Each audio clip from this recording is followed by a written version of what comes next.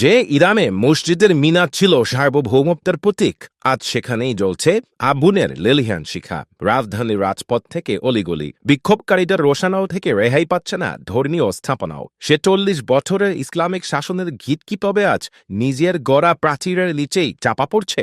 14তম দিনে পা দিয়ে এক প্রলয়ঙ্কারী রূপ ধারণ করেছে ইরানের বিক্ষোভ, যা শুরু হয়েছিল জ্বালানি ও মুদ্রার অস্বাভাবিক অবমূল্যায়নের প্রতিবাদে, তা এখন রূপ নিয়েছে সরাসরি শাসন ব্যবস্থা পরিবর্তনের এক দফায়। পরিস্থিতি কতটা ভয়াবহ তা বোঝা যায় গত 8, 9 ও 10 জানুয়ারির রাতের তাণ্ডবে। এই 3 দিনে বিক্ষোভকারীরা কেবল রাজপথ দখল করেনি, বরং আক্রোশে পুড়িয়ে গায়ে বেশ কয়েকটি ব্যাংক। হাজার হাজার মানুষ নিরাপত্তা বাহিনীর ব্যারিকেড ভেঙে একাধিক সরকারি দফতর ঘিরে ফেলেন। তবে চলমান বিক্ষোভে মসজিদ জ্বালিয়ে দেওয়ার মতো নজিরবিহীন ঘটনা বিশ্বকে হতবাক করে দিয়েছে।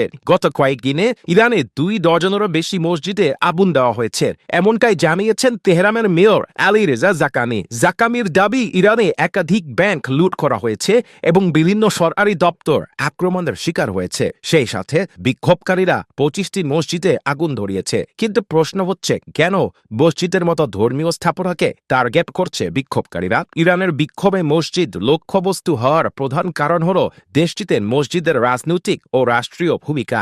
মসজিদগুলোকে কেবল ধর্মীয় উপাসনালয় নয়, বরং বর্তমান শাসক গোষ্ঠীর ক্ষমতার প্রতীক হিসেবে দেখা হচ্ছে। অনেকের মতে ইরানে মসজিদগুলো এখন আর কেবল জনসাধারণের দ্বারা পরিচালিত ধর্মীয় প্রতিষ্ঠান নেই, কারণ এগুলোকে রাষ্ট্রীয় নিয়ন্ত্রণে আনা হয়েছে এবং প্রতিটি প্রদেশে খতিবদের সরাসরি সর্বোচ্চ নেতা আদালত থেকে নিয়োগ ও নিয়ন্ত্রণ করা হয়। বিক্ষোভকারীদের অভিযোগ, দেশের অনেক মসজিদে সরকারের অনুগত আধাসামরিক বাহিনী বাসিজের ঘাঁটি স্থাপন করা হয়েছে।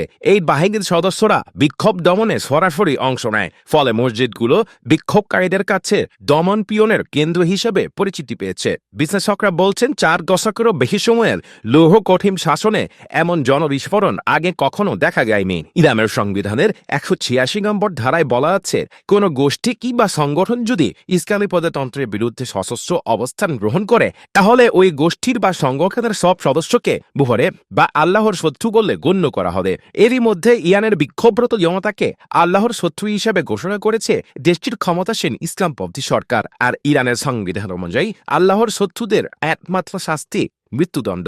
ইরানের এই সংকট এখন আর কেবল অভ্যন্তরীণ বিষয় নয়, বরং এটি বৈশ্বিক রাজনীতির এক অগ্নি পরীক্ষা। ইরানের ভাগ্য এখন কেবল খামেনির হাতে নয়, বরং রাজপথে থাকা হাজার হাজার মানুষের বজ্র মুষ্টির ওপরও নির্ভর করছে। ইতিহাসের এই ক্রান্তি লগ্নে প্রশ্ন একটাই, ইরানের আকাশে কি তাহলে নতুন কোনো বিপ্লবের সূর্য উঠবে?